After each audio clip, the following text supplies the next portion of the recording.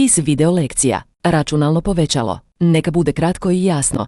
Uvod u asistivnu tehnologiju za osobe oštećena vida. Lep pozdrav vsem skupaj, sem Darko Starič, sem poslovni sekretar Medobčinskega društva slijepih in slabovidnih Kranj. Lijep pozdrav svima, ja sam Darko Starić, poslovni tajnik Medopćinskog društva slijepih i slabovidnih Kranja. Imam crnu kosu i danas na sebi nosim crvenu majicu i plave hlače. V KISS video predstavitev. No ono što je još važnije, dobrodošli u KISS video lekcije o asistivnim pomagalima. Danas ćemo predstaviti računalno povećalo, ugrađeno u svaki sustav Windows, kojim osobe s oštećenjem vida mogu povećati računalni zaslon za lakši rad na računalu. Računalniški zaslon, da za lažje delo z računalnikom. Najprej si bomo pogledali, kako sploh začnemo s programom za povećavo. Prvo ćemo pogledati kako uopće započeti s korištenjem povećala. Najlakše je pokrenuti program pritiskom na tipku Windows, koja se nalazi na tipkovnici dolje lijevo. Druga tipka s lijeva na desno u donjem redu. Istovremeno pritisnemo tipku Windows i tipku plus. In pa istočasno pritisnemo tipko Windows in tipko plus.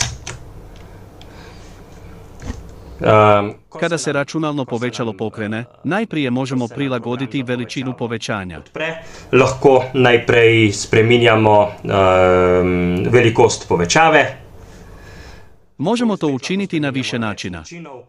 U traci zadataka računalnog povećala, mišem kliknemo na minus ili na plus. V pravilni vrstici programa za povećavo, ali pa na plus. Najbolj pa je uporabniku prijazno, da povečamo z... No najprikladnije za korisnike je povećati pritiskom na tipku Windows i istovremeno pritisnuti plus ili minus do željenog povećanja. Drugi način povećanja je da pritisnemo desni alt i zatim kotačićem miša povećamo zaslon do odgovarajuće veličine. In potem s koleščkom miške povečamo do ustrezne veličine. Program omogućuje različite načine povećanja. Možemo povećati cijeli zaslon, kao što vidimo ovdje, ili povećati samo dio zaslona, uključiti takozvani način leće. Način leće uključujemo pritiskom kombinacije tipki desni alt i L. Desni alt in L. Tako smo povećali dio ekrana. Pa smo povećali. Možemo čitati u načinu leće, a možemo ponovno proizvoljno povećavati taj dio zaslona kombinacijom desni alt i okretanje kotačića miša ili tipkom Windows i plus. Ali desni ali tipkom Windows i plus. Iz načina leće u način punog zaslona prelazimo pritiskom tipki desni alt i F. Altom in F. Zatim imamo još jednu mogućnost, a to je prihvaćeni način, kada zaključamo samo gornji dio zaslona. Desni alt i D, te se u gornjem dijelu zaključava jedan povećani redak na kojem radimo, dok donji dio ekrana ostaje nepovećan. Večji del ekrana ostane nepovećan, izklopimo povećavo za... Povećanje isključujemo s Alt i F. Vrlo dobra, vrlo smislena funkcija za čitanje je i inverzija boja.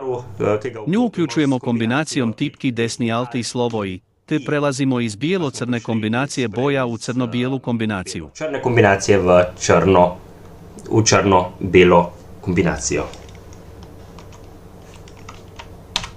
Pogledajmo praktični primjer. Recimo da želimo pročitati priručnik koji je nastao u okviru projekta KISS.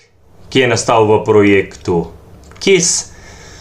O pomagalima i tehnikama za ulazak na tržište rada za slijepe i slabovidne osobe. Želimo recimo pročitati drugo poglavlje. Uključujemo povećanje, kombinacijom tipki Windows i plus pokreće se povećalo. Povećavamo, ponovno kombinacijom Windows i plus.